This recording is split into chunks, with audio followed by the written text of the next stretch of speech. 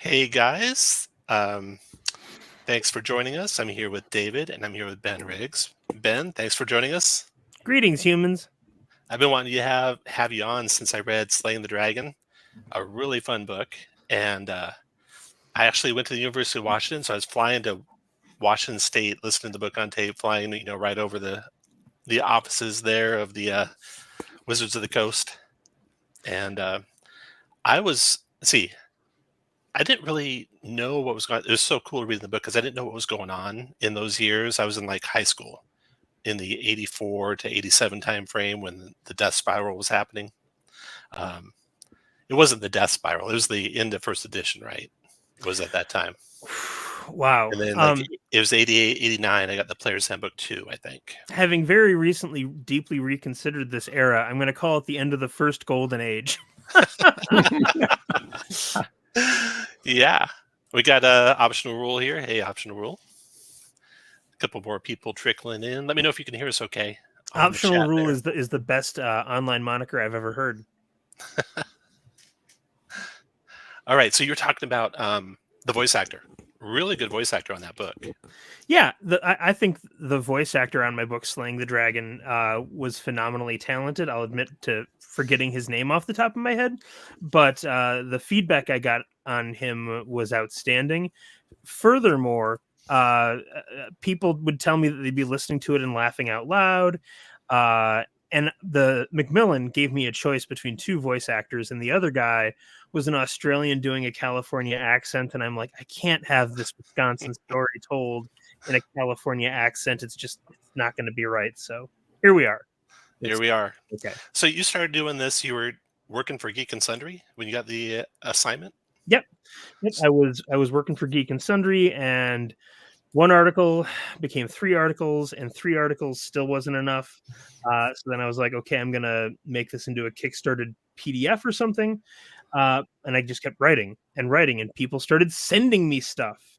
And soon I'm getting sent sales numbers, and then I'm getting sent, letters to Peter Atkinson in 1997 from Dave Arneson begging for a job. And because of all that, I was like, okay, I think this is a book length work, and I'm going to try and get it published. And I got an agent, and it got published by St. Martin's Press. It came out in came out in hardcover 18 months ago, paperback 6-8 weeks ago. Did you were you surprised by anyone who came out of the woodwork to try and get their story told? I was surprised Lorraine Williams, the CEO, wouldn't talk to me. Yeah.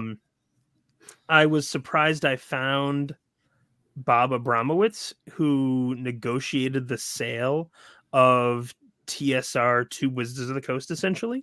But really, like, I would contact people, and it was like they've been waiting 2 decades to tell these stories. Like, at last, someone is calling me up during dinner to ask me these questions. So eventually I got very spoiled and very accustomed to that situation.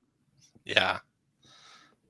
So we got Nicholas Reed here. Hello. Love Slaying the Dragon. Fully agree on the Golden Age ending. That was a great thread. It feels like the dawn of a Silver Age is here.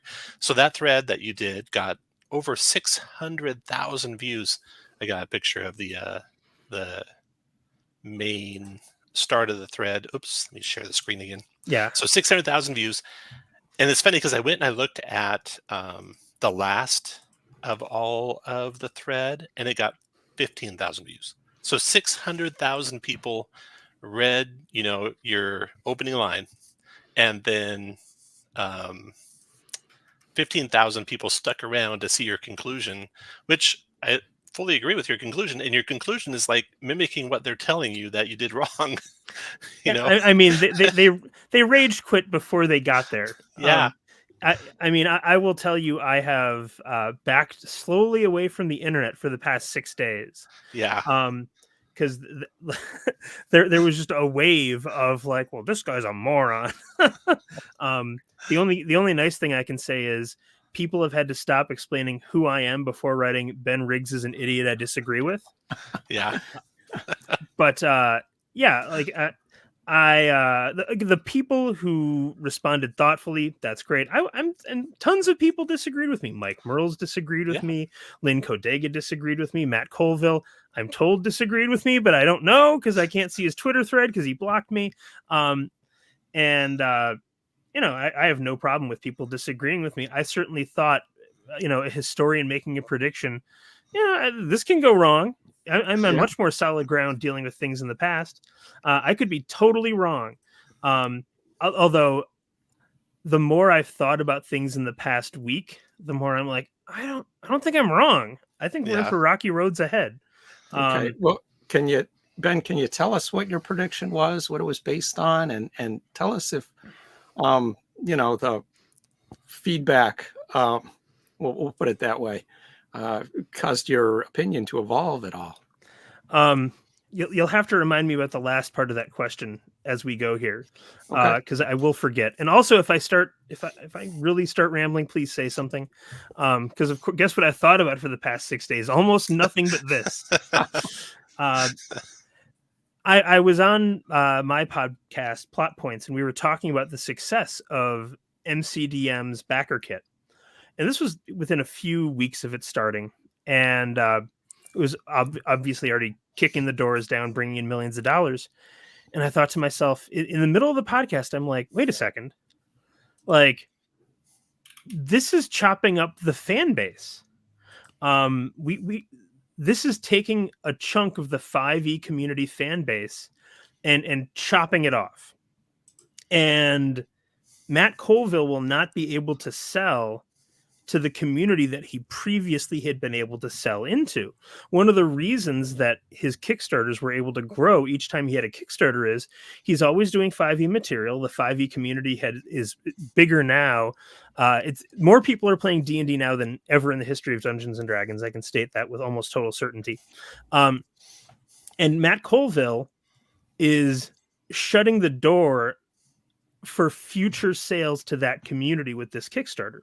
So as amazing as it is that he sold over $4 million or raised over $4 million at the same time, he will never be able to match this again in all likelihood.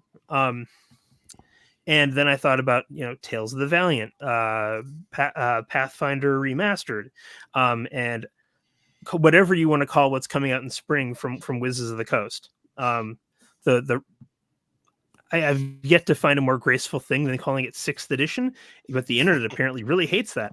So I'll call it 5.666. So all of these games are going to divvy up this huge community of players. And it's going to be really, really hard to ever expand beyond what you start with in that community. And then at the same time that we have this chopping up of the D&D 5e fan base, a lot of the media attention that drove people to Dungeons and Dragons is shifting and changing. One of the things that I kind of came to over the past 6 days was Wizards of the Coast sells rule books, but they are not, in fact, what Wizards of the Coast is selling. What Wizards of the Coast is selling is you sitting down and playing a great game with your friends where you tell a story together. And Critical Role and actual plays are vastly better at selling that product than Wizards of the Coast or TSR ever figured out. Every edition of Dungeons and Dragons sold less than the one before it until 5th edition. Every single one. In the 1999 Wizards of the Coast marketing survey, they mentioned, hey, it seems like we're having we have this cohort of people that are aging and are buying our stuff, but we're having real problems bringing new people into the hobby. TSR had known about it for a decade, and they'd tried a bunch of different things to bring people in. They all failed. 4th edition was an attempt to bring World of Warcraft players into play D&D. It also failed to do so. 5th edition, which came out at the same time that these actual plays hit, is the only edition in the history of the game to sell more copies than the prior edition. It's the only one that had a an upward trending sales line, except for 1st edition. First edition in Basic had it way back in the early 1980s during what I'm going to call the first golden age. So as Critical Role moves away from D&D, although I'm told that like they're going to continue doing some D&D stuff, but they're also doing Candela Obscura, which is their horror game, and they're also creating their own fantasy game. As MCDM is clearly pivoting away from 5th edition content. The reason I spent so much time talking about Matt Colville and MCDM in my thread there is because I love Matt Colville and watch his stuff pretty religiously. And his channel has changed in the past few years. It's gone from video after video after video after video about how to play D&D better to, again, this kind of smattering of content, a little bit of D&D stuff, some interviews here and there talking about making his new role-playing game. And it's all Matt Colville, and I love Matt Colville, so I'll listen to him read the phone book. But at the same time that we have this shattering of the community, the things that I think were driving people to try out 5th edition are moving away from that. And that it's these two disasters occurring, approximately the same time. All of this, of course, was driven by the OGL crisis last year, and it's hard to blame people for moving away from 5th edition when their entire business model was threatened by Hasbro's decisions last year. But let's see, I covered that. And that was the conclusion of your thread too. If people got to the end of it, the 15,000 people who got to the end of the thread, it was like, are we going to get an OGL? We better get an OGL or things are going to get really bad. And I think most people would agree with that. I think 4th edition went down a bad path with no OGL. Yeah, they had, open the virtual gaming license. I forget what they called it. Game system license. System license. That is correct. And the game system license sounded very similar to what they tried to push on people last year, where it contained a poison pill where you could be sued and you'd have to pay for Hasbro's legal expenses. So, and we were promised last year that there would be an open gaming license for 5.666th edition. I am pessimistic about that because I know what they said, but man, like, I don't think anybody got fired in December who was responsible for the OGL disaster. If you look at who got fired, I just don't think it's those people. I'm interviewing some of them coming up. I don't want to say who. So maybe someone's going to be like, it was me. I did it and I got canned for it, which will be very illuminating. But I don't think it is. The people who got fired, I think, would have been on the other side of that argument saying, no, we need this. So we have some questions for 6th edition or 2024 D&D.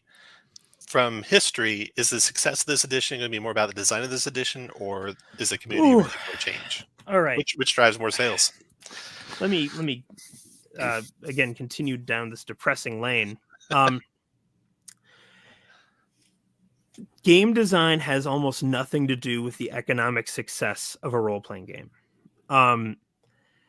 It has much more to do with releasing the game at the right time, at the right place, under really fortuitous circumstances. And, you want to have a good game too in there. Like, who knows how history would be different if 5th edition wasn't a really good version of D&D. And 5th edition is a really good version of D&D. But I think that if 5th edition had been released without actual plays and without Stranger Things, I think it would have done worse than 4th. I don't think the economic success of 5th edition was primarily about the design. I am doing big advantage that it came back with an OGL. Yeah, which is also true. Yeah. I'm doing a lot of research on 3.5th right now. And I'm thinking, if what we get this year is, a dust up, a glow up, more like the change from 3rd to 3.5 than 3.5 to 4th, that might be a good historical reference point. And I talked to the guy who ran the financials on the creation of 3.5, a guy named Aaron Alberg. The designers came to him and said, hey, we want to do a slight tweak, just a slight tweak to the 3rd edition rules. There's just a few things we're not happy with. I want to say it was grapple, heal, haste, and something I'm forgetting. And he was in this meeting with, and he was the low person on the totem pole. He was kind of the minion in this meeting with heads of design, legendary designers, the head of marketing. And it falls to him to go and do the math and say, what will happen to our sales if we do a sort of 3.1? He goes and he does the math and he's like, I think if we do a 3.1, we're actually going to lose sales. I think we would do better sticking with a 3.0 than a 3.1. And the head of marketing says, what if we did a 3.5? What if we went in and changed more things? And again, I found it really interesting that it was according to him, it's the head of marketing that had the idea. It wasn't the game designers. He said, I'm going to need another week to go do the math. He goes and does the math. He comes back and he says, okay, I think if you do a 3.5, like a legitimate, significant change, we're at about even money. Like, it probably won't cost us money, and it probably won't make us any more than we would have made otherwise, but no harm will be done. And of course, everyone in the meeting is like, oh, well, we're going to design these awesome rules. The marketing people are like, we're going to do this awesome marketing, and we're going to get the fans so excited that we're able to push this forward, and it's not going to, we'll be able to do better than Aaron's projection. We'll be able to do better than he says. So they decide we're going to do 3.5. Off they go and do it. And Aaron Alberg said at the end of the day, they exactly broke even.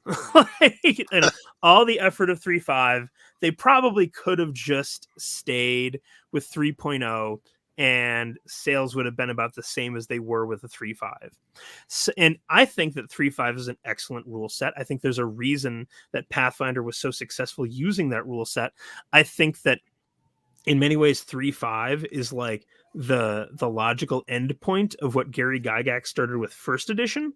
And it's a beautiful rule set. But again, if I were to show you the chart of sales, like 3.5 is the worst selling edition of D&D that I have data for. I don't have data for 4th edition. I only have hearsay and supposition where the designers told me it did worse than 3.5. So one of the I am planning on putting this on Twitter at some point. But man, if I were the guys in charge of 2024 D&D, I would, when I type this out, I would clip it and send it to their bosses and be like, hey bosses, you should expect a sales decline with this change. No edition of D&D has sold better than the one before it, except for 5th edition. And again, I think that was largely due to actual plays, Stranger Things, things outside of the company's control. So I made a number of specific predictions because I'm like, if I'm a historian foolish enough to make predictions about the future, I will also be foolish enough to make specific predictions so we can at least measure if I'm wrong. So it really surprised me people got as angry as they did at me. But one of my specific predictions was Wizard 5.666 will not sell as well as 5th did. And again, 5th is the only version of D&D to sell better than what came before it. So the idea that Wizards is just going to change the art and fix a few little things here and there, and be able to do better with those sales, I think is just wrong. I think that's a safe prediction based on what you're saying, because you're losing the synergy effect of having these very charismatic, compelling personalities and folks like Matt Colville and the Critical Role crew feeding and adding to the community. And now they've split off onto their own directions and are diluting sort of that synergy that you've got bringing people into the hobby. When I was running at the game store, I got a lot of folks who came in trying to revisit some of the excitement of Critical Role. So I think they enjoyed the games, and they also found my voice acting less compelling. So I need to be sensitive and ask, I've not become laborious on this topic yet, have I? No, absolutely okay. not. Then let me respond to that with this. a thing I love pointing out all the time is the creator of basketball, James Nesmith, did not get rich selling rules to the game of basketball. He got rich. Well, he didn't get rich. He lived out his days as a basketball coach for the University of Kansas. Wizards of the Coast kind of owns the rules to basketball, and they keep printing new rule books to basketball, being like, "This is it. This is what's going to make us a ton of money and make us all rich." But they're selling the wrong product for the thing that they own. I think that tabletop gaming is much closer to sports and a little bit of religion than to publishing as it's traditionally conceived of. I think that Critical Role and the Actual Play people have actually shown the way. They have finally been able to take what is best about gaming, which is sitting at a table with your friends and having a ton of fun telling a story, and shown people how that works. And initially, I thought that these videos had a didactic and instructional quality to them, where it's like, okay, people want to play D&D now because they understand it. But the more I've seen of Critical Role and the fandom around it, I'm like, I'm wrong. People are not just learning how to play and want to play from these. It is legitimately its own form of entertainment. And tabletop role-playing games are also a revolutionary new form of entertainment. They are the only medium where the audience and the performer are unified in the same person. But now I'm really rambling off, and I saw a question. Yeah, so the question was along the same lines. What do you think Wizards of the Coast is going to try and do? What are they going to try and sell? Are they going to keep trying to sell the rules? Are they going to try and really focus on licensed products? And you brought up a really good point in the thread too, is like they had the movie come out, which unfortunately they did the OGL thing right before the movie. And I think that really contributed to the movie tanking because a lot of people were boycotting it. And then no starter set or no D&D tied to the movie. Yeah, that's the thing. I am sympathetic to the point that D&D is undermonetized. I would love for D&D to be making more money because I think we would all get better and cooler stuff if D&D were making more money. I would love not to see game designers of an earlier generation having to fund medical bills, funding them online through not Kickstarter. I forget what it's called, but I hope GoFundMe. Yeah, GoFundMe. Yeah. Thank you. Yeah, it's not a get-rich industry, really, is it? For sure not. Yeah. No. So I would be very happy to see more money flowing in there and seeing it going to people. The problem is that, again, I don't know that Wizards... I should rephrase. Wizards is a bunch of video game people trying to make D&D into a video game when it is not a video game.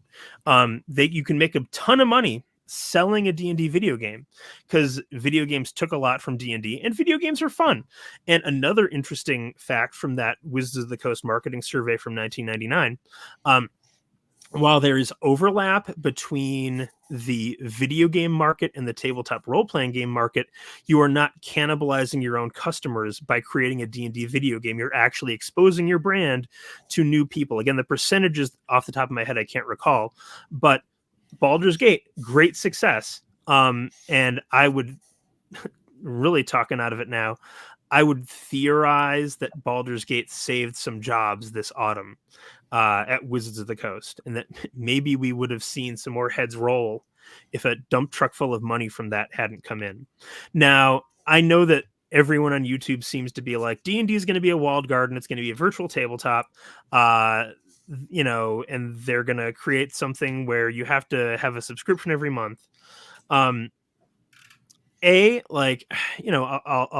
believe that's their plan when I totally see that's their plan. B, if the product was amazing, I kind of don't care. If they make something that's so good that I'm like, take my $10, please.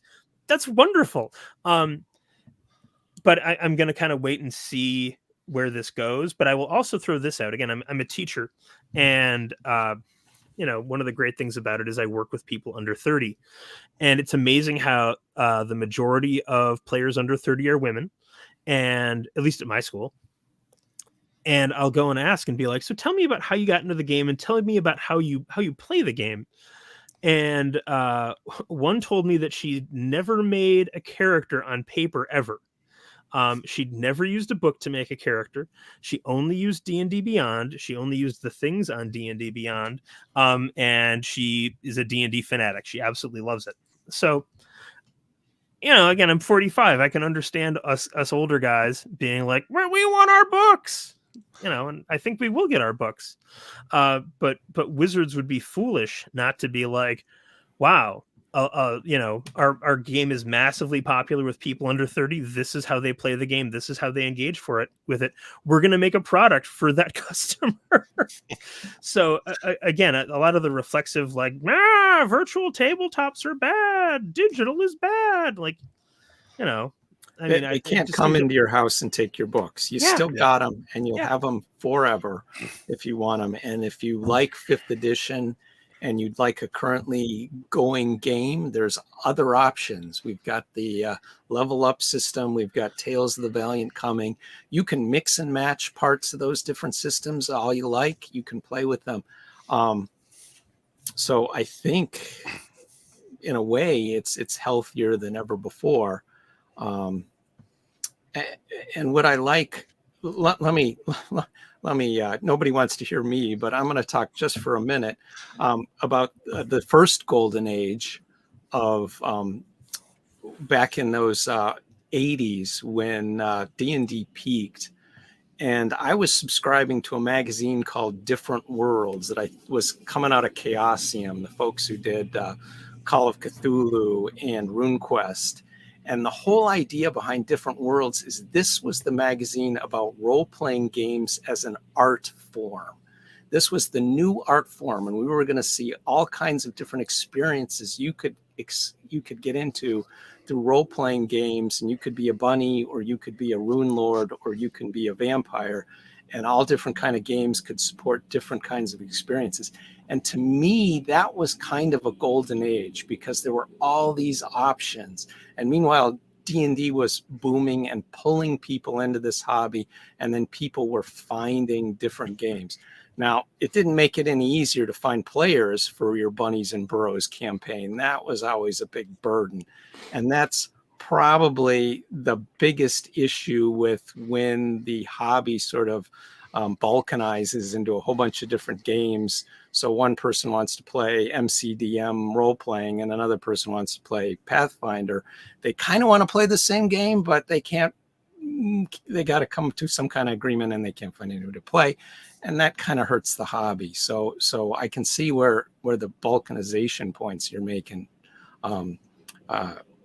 resonate. But on the other hand, nowadays we've got different flavors of this dungeon crawling experience. If you want a tense survival game, you've got Shadow Dark. If you want a cinematic tactical game, you've got MCDM. If you want a character building experience with zillions of options, you've got Pathfinder.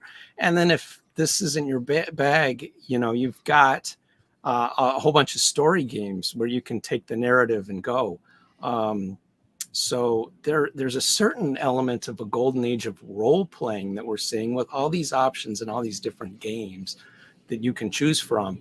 The downside is, of course, that it doesn't make it any easier to find a DM and a group for these niche games. So let me jump in here real quick for the people that are just coming on. We got Runehammer here. So we're talking about we're talking with Ben Riggs. So Slaying the Dragon, the secret history of Dungeons and Dragons. And it's a great book. If you haven't read that book or listened to it on tape, I highly recommend it. It goes through basically the history of D&D from the very, very beginning, all the way up to the sale to Wizards of the Coast. And actually, my wife was listening to the book with me, and she's not a big gamer, but she loved all the stories, the business stories, and the trading, you know, of the business back and forth, and all the drama that went on with Orion Williams, and the way she kind of almost snuck D&D away from Gary Gygax because of a misstep that Gary made there. So that's what we're talking about now. Also, of course, Ben has the really big thread right now on Twitter. The golden age of tabletop role-playing games is dying. I think a lot of the pushback on that was obviously, well, you know, it's my table, we'll never stop playing. Well, of course, yeah. Any small group will always stop playing. I think overall what we're thinking about is the enrichment of the industry as a whole. And one big company kind of brings in a whole lot that can disperse to other companies. Now, when there's not that big anchor company bringing people in, you don't have as many people that can go off to the other smaller Well, games, right? On that note, I have a chart that I would like to see David's reaction to, because I was not around for the early 1980s boom. So if I go to present, will that allow me to It show should, yeah. something? Yeah, Okay. try to do present, try to look at I might have Present. to close mine if it doesn't come See. up. And share screen. Okay, this should be easy. And well, I'm going to share screen and we'll see what happens. All Let's see right. how it goes. There we go. D&D versus Traveler. Great. And Okay, it's showing up. good. Let me just see if I can zoom in and make this look better. Maybe not. So I'll zoom out a little bit and see if that does anything. But okay. So what you're looking at here is the red line is players, and you can see this okay? Yeah. Okay, good. Yeah, we Then see the years across the explain. bottom. Good, Yeah. good. This is sales of the Player's Handbook and Dungeon Master's Guide compared to the Traveler Core rule sales from 1980 to 1986. You will notice, of course, D&D is massively more popular than Traveler. But what you might also notice is that both go into decline at about the same time. And both, have sales crashes in the mid to late 1980s. If we, let's see, can I You should be able to do this? Let's see. Do you see what I changed it to? No. No. Okay, let me go back one. Yeah. Stop sharing. So this, of course, is just raw sales. Let me show you a comparing rate of change. Yep. And we are looking at the second Traveler versus D&D. There we go. All right, and this one is a little easier to read. So this is percent change year over year in sales. So blue is how much Traveler's sales change. Red is how much D&D's sales change. And you can see they both go into decline, and they both go into negative sales at about the same time. D&D actually has 1 year of growth in there, but then it's decrease. Now, again, I'm interested in knowing David's reaction to that. But my reaction is when I hear people say, I don't need D&D, it's not going to affect my table. Well, maybe it won't affect your table, but it might affect the company that's making your game. It may very well be that much like Traveler went in decline at the same time D&D went into decline, we might see the exact same thing here again. And because again, I certainly think that I was here for that 2008 to 2011 stretch. I thought the role-playing game industry had been killed by the recession in 2008, 2009. I thought it was over. I bought all the books I wanted to play ever again, and I was like, okay, we can just close the door on the role-playing game industry. It's over. And when I look at those numbers from the early 1980s, I'm like, that's shocking. The people that stopped playing D&D in the mid 1980s did not go to other games. They just stopped playing games too. Unless David has something different to say. Because again, I was born in 1978, so I do not remember this. But David, if you look at that chart, what do you think? Well, I think real quick before you answer that, David. So Golden Age, let's cover that term. Is Golden Age the time when the industry as a whole is making the most money? Let me tell you what I would define. Golden Age? Yeah. I'll tell you right now. Because again, I thought about this for the last 6 days. Golden Age, I would define as a time when D&D's sales are actually increasing, because it's only happened twice in the entire 50-year history of the game that D&D sales have gone up, and it is 1974 to I'd have to go back and look at that chart again, but I think it was 1983.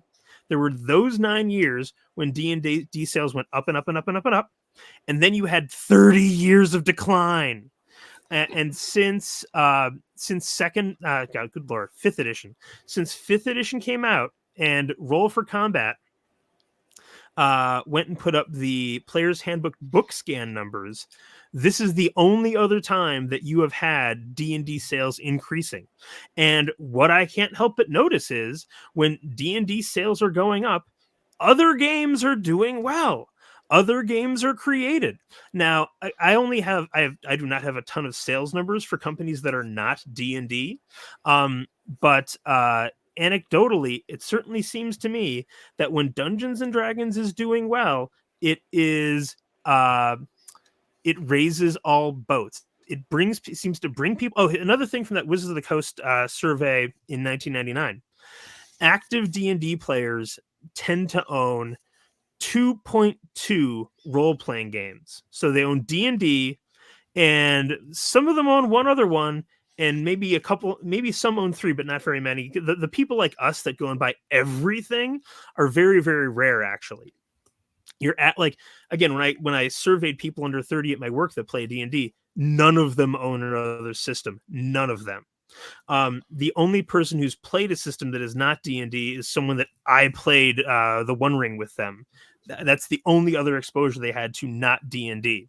So when D&D is doing well, it seems like most D&D players go out and buy at least one other system. And having millions of people go out and buy one other system is enough to keep the entire mid-tier and indie publishing scene not only alive, but flourishing when D&D is doing well. So again, one of the big pieces of pushback I got on my thread was, no, it's just D&D. It's not going to be my game. It's not going to be my company. Everything's going to be fine. And I'm like, I don't think so, guys or girls or people of no genders or what have you. I think that this D&D golden ages are the golden ages of TTRPG, the TTRPG industry, and you cannot build a dam big enough to keep the water in when it goes down, when the tide goes out. Now I'm really rambling. Okay, so what else? Runehammer had another question, Dave. I think. Well, he was Dave, just commenting. Well, I think you're spot on. I Yeah. think the way it works is D&D is the entry point to most folks. They play some D&D. Somebody in their group maybe decides that they want to run a different game. Back in those days, it might have been Traveler, but nowadays, I don't know. In my son's group, somebody decided they wanted to run Cyberpunk, and they tried a little bit of that, but they stuck with D&D for the most part and tried a little bit of this and that. I don't think people tend to stay in the hobby as long as people like Tom and I do, and keep at it, keep expanding to different games. I think, very few of my friends I started drift with apart, and they go on to other things, and that's that. One of the other interesting things from that 1999 Wizards of the Coast survey was the people who played the most D&D are also the people who played D&D the longest. If you'd been playing D&D 5 years or more, you played more per week, more per month, and you played more hours when you sat down to play D&D. But of course, the people in that category are a smaller number. I mean, how many people are like me now? Oh, so I think you asked me a long time ago, David, what are possible flaws in my argument here? Was it David that asked me that, or Tom? Not sure which. Okay, but somebody asked me that, right? Yeah. I'm not making this up. Okay. Yep. I will be blunt with you and say I didn't see much online where I was like, oh, I really need to deeply reconsider my thesis. The one thing I saw was a mistake I made, which was in my thread, I said Critical Role was leaving D&D, which is not something they said they're going to do. They just said they're doing more games. So that is a thing I got wrong that I'm going to also correct on Twitter. That might have made me a little bit less brash. But here is, I think, the strongest argument against me. The strongest argument against me is everything I'm saying pretty much is, as a historian, founded on stuff that happened in the past. And the argument I think to be made is the audience has changed and people have changed, and I am a general trying to fight the last war. I am putting up anti-tank ditches in the era of paratroopers, and they're just going to fly over my anti-tank ditch and take France. You could argue that the audience today is going to consume tabletop role-playing games the way comic book fans consume comic books, where they're like, I just kind of need to get everything. I just kind of need to get everything. Again, you guys were around for the early 90s. I was in my comic buying phase early 90s. I was in my comic buying phase in the early 90s when there was the multiple variant cover craze that hit comic books. And the best-selling comic book of all time is X-Men #1 from, I believe, 1990 or 1991. To this day, it's the best-selling comic of all time because it had 5 variant covers, and of course every 13-year-old is like, I gotta get all of them, this is my retirement. And I went and I bought all 5 variant covers like a moron, and everyone else did too, and it's of course valueless now.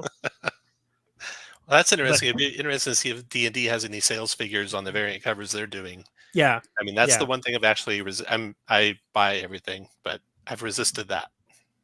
I haven't bought 2 copies of every book. But the question is there any evidence that the audience has changed? Again, I don't think I'm kind of making that up because at least that to me is, I can see where I've made a mistake in my logic. And if you're going to attack a historian, attacking a historian for using the past to predict the future, that's strong. It's hard for me to say you're wrong because I am using the past to predict the future. But man, again, when I talk to people, it's not what I see. I don't see those people under 30 being like, oh yes, of course, I've bought Shadow Dark and Old School Essentials and Tales of the Valiant, and we all backed like MCDM. No, none of them. Like there was a woman I was talking to who got into D&D because of Matt Colville, and she did not back his RPG. I like Matt Colville. I did not back his RPG. And again, I am one of those whales where I buy everything. So again, if you're going to attack my thesis, I think that saying I'm using the past to predict the future and I'm just a historian, blah, blah, blah, I think that's actually a strong line of attack because I struggle to say you're wrong. Although I would say, what's your evidence? And I don't see a ton of it. Okay. I've talked too much. Someone else talk. Got another one. So from Andrew, crowdfunding also forms a sort of dam where you can continue subsisting on a very small audience. What kind of legs will that have? We don't really have any evidence yet, right? How's it going to work a year from now or 2 years from now? That's exactly the thing. Like, it's possible. If you look at Matt Colville's Kickstarters, each was bigger than the last. And I'm certainly predicting he will never have one as big as this ever again. If he is really good at monetizing his, was it 30,000 people? I think it was 30,000 people. Yeah. If he's good at monetizing his 30,000 people, then hopefully MCDM can keep going. If he caters to that audience and just makes what they want. Again, like Paizo, I feel like this is actually their strategy. Is we're going to peel away these people who love 3.5. And again, I don't know what the remaster is like. I haven't looked at it, but they clearly have an audience. They clearly have a pulse on what they want. And they are going to go service that audience. And they've been very successful doing it. And again, it's hard to know. One of the nice things about BackerKit and Kickstarter is it gives you at least a little bit of sales data. And Paizo is a pretty black hole. I'm going to ask them for all their first edition sales numbers, though. We'll see what they say to me. Be interesting to see what their sales numbers were this last January when the OGL thing happened and they couldn't print enough books. That was probably a huge blip on their chart when that happened. We got a question here. It seems like the popularity factor of a YouTuber makes Kickstarter numbers difficult to assess in terms of the health of the hobby. Yeah. How many people who back these Kickstarters play these games or are going to play them, long term? I've only ever backed 2. I backed Shadow Dark and play it some, not, exclusively my only game I play. Backed MCDM, loving that system, but I'm still going to be, I think, playing D&D primarily. Optional rule, ye of the best online moniker. I would add this depressing fact. Matt Colville has over 400,000 subscribers to his YouTube channel. So he converted less than 10% of his subscribers to BackerKit backers. To me, that seems low and bad. So while I would agree it's hard to say how do you assess the health of the hobby based on that, again, when we're talking about the value of MCDM as a brand, I look at that and I'm like, I don't know, guys. Like to put things in perspective here, let me go look at Traveler's best year in the ever. Let's look While at you're pulling, Traveler. while you're pulling that up, let me Yeah. look at a couple more questions here. Matt says, "Did we just have a massive film release and a game release?" Yeah. So Honor Among Thieves and Baldur's Gate 3, those did huge. So how much will they bring to the industry or to the hobby as far as the companies that live by the tabletop role playing game? That's the question: is are those companies all going to be lifted up by those things? I'm not sure So they are. oh, That sorry, much. go ahead. Sorry. No, go ahead. Traveler's best year ever was 60,000 in sales, and they had a few other years where Traveler did over 50,000 in sales. I am skeptical that MCDM will be able to match those numbers. And Traveler, while a beloved game that was incredibly influential on the hobby, and Mark Miller or Mark Millar, I forget how to pronounce it. Anyway, but the creator I think is a certified genius. If you compare MCDM again to a mid-tier company from the early 1980s, Advantage, mid-tier company from the 1980s, which is still not super encouraging to me from a financial perspective. I want to say again, I love Matt Colville. I hope he's really successful. I just don't think he's gonna be. Well, to be fair, he already has been super successful. One of the things that really surprised me about Matt Colville and his ability to win over his fans is that first Kickstarter he did that went really well. That one that was, I don't remember what the title was, what it was like. Strongholds and Followers, was it? Strongholds and Followers. That's a part of the D&D game that has been, ever since Dave and Gary, TSR Hobbies has been trying to turn into something popular with the general D&D audience. And it's never really hit except for a small, tiny sliver of D&D fans who also like pushing miniatures around sand tables. And then Matt Colville comes out with a Kickstarter that features that part of the game, the part of the game that's never gotten any traction, and he sells a zillion copies of it. Maybe there were a bunch of people who were really excited about that part of the D&D game that were waiting just for the right product. But I think it was mostly D&D fans who were excited about, well, Matt Colville fans who were excited about seeing something from Matt Colville and kind of paying for their loyalty and all the entertainment he's brought them. I love all his videos for sure. Yeah, all his D&D videos, which are now going to be directed to a different game, right? And there lies the rub. Yeah. But yeah, I mean, I have not read Strongholds and Followers, but I certainly assume it's good based on it, like word of mouth and stuff like that. But now I'm rambling on. Well, Matt's got a good point here. Is it fair to compare the 4.5 million raised before the game's even out, in fact, a year and a half before it's even out, to the finished retail sales of the product? I guess, what evidence do we have? What's a big product that we could compare? I'm going to quickly say yes and tell you that anecdotal evidence from people in the industry is Kickstarters and backer kit projects tend to never equal what they sell in the Kickstarter or backer kit. That's not a universal rule. And again, I don't have any data, but the smartest people I know who've talked to me about it, that's generally what they say. And again, Strongholds and Followers, I want to say it's like an Electrum seller on drive-thru or something like that. So that's a pretty clear example of an exception, I would say.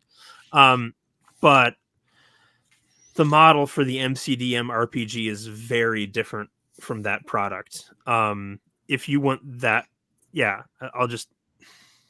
it's a beautiful, we're going to sell 2 hardcover books. Is it, the books are really expensive. Because the books are really expensive, it's how he's able to raise such a large amount of money off of 30,000 people. So again, I'm now a historian telling you what the future is going to be. I could be totally wrong. But as impressive as that top line, the 7th Sea Kickstarter is a great example. Do you guys remember the 7th Sea Kickstarter? I remember the product. Yeah. Yeah, I want to say it raised $1 million. Something, and at the time we were all like, "Wow, that's crazy!" 7th Sea, like the mid-tier game from the late '90s by John Wick, that raised over $1 million. This is great. That by John Wick Productions, it ended up getting sold to Chaosium. And they are still attempting to fulfill the terms of the original 7th Sea Kickstarter. Now, I have faith that Matt Colville will run his better than that, because my understanding is that there was some wonky stuff that happened at John Wick Productions, and that's one of the reasons that they're still fulfilling this Kickstarter years and years and years later. But for all the money it made, in crowdfunding, it did not then go to light the world on fire in sales after the crowdfunding. So yeah, again, we don't have a ton of data, but there's at least some anecdotal evidence for you. And yeah, I can't predict the future, but I'm skeptical. I'm just skeptical that MCDM is going to be an amazing growing company, and Cobalt is going to be an amazing growing company, and Paizo is going to be an amazing growing company, while Wizards of the Coast is also an amazing growing company that just laid a bunch of people off. And again, that skepticism is yeah. I'm really rambling. I'm going to stop talking. Well, just to put this in perspective, though, we're talking a lot about business here and the business of our role-playing games. But as a player, as a fan of the hobby, I don't think it's really a reason to get all upset or worried or concerned. These are great books that we've got on our shelves. We can keep playing these games for as long as we want. Nobody's going to come and take them. We're getting more options than ever before. I'm really excited about the MCDM game coming out, because I love that kind of tactical cinematic gameplay that they're trying to thing. And I've also got an option with the Shadow Dark. I really enjoy that tense survival resource management sort of game mode. All great options, and I've played all those games and enjoyed them all, and I can keep playing them. So just because, there's signs that maybe there'll be a downturn in the hobby, or some things won't be as successful as when they came out as core books, doesn't mean that the hobby doesn't present more great options for players than it ever has. So there's plenty of reason to be excited. Yeah, plenty of reasons. So let's talk about the nuclear option as we close out here. The nuclear option is Hasbro collapses. Their 2024 D&D sells terribly. They don't put it as an OGL. Everyone abandoned ship to get the boat metaphors back into the stream. Everyone's abandoning ship. Is there anyone out there who would be the one out there to come up and raise the flag and be the premier role-playing game that lifts all other boats? I don't know. Can anyone do it? The problem is the brand. In that, if I say to anyone on the street, what's Dungeons and Dragons? It's that game where you pretend to be an elf. There is simply no other game that has that level of recognition. And the problem in some ways is Magic the Gathering is still doing pretty fine. Yeah. Mm-hmm. Optional Rule is kind of barking up the same tree as me here, where I would say Magic the Gathering tends to bring in like $800 million to $1 billion a year. Magic the Gathering, it's what saved D&D at the end of TSR, right? It's what's basically propped up D&D this whole time. Yeah, exactly. It's floating Hasbro now. Yeah. One of my Thank rules. God for Sorry, go Magic ahead. the Gathering. One of my rules of the role playing game industry is if you want to make a role playing game, do not only make a role playing game. You're much better off making at least 2 products because the role playing game is not going to be bringing in a ton of money. And again, you look down the history of things. TSR was kept afloat by novels for many years.